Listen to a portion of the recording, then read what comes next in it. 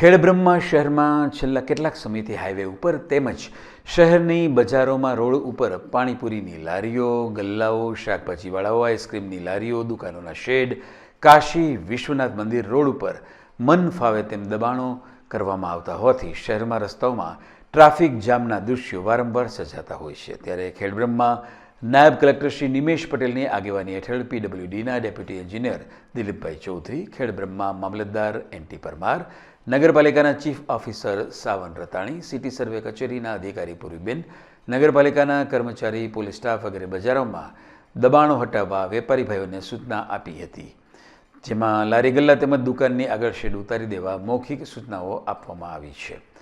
જો સ્વૈચ્છિક રીતે દબાણ દૂર કરવામાં નહીં આવે તો તંત્ર દ્વારા બજારમાં દબાણ હટાવવાની કામગીરી હાથ ધરવામાં આવશે।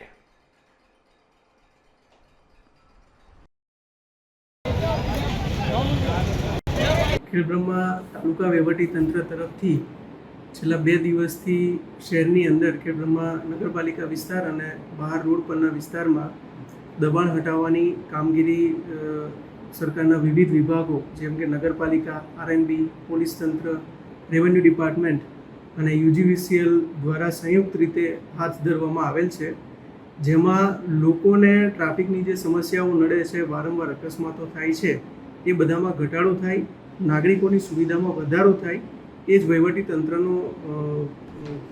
આશય છે।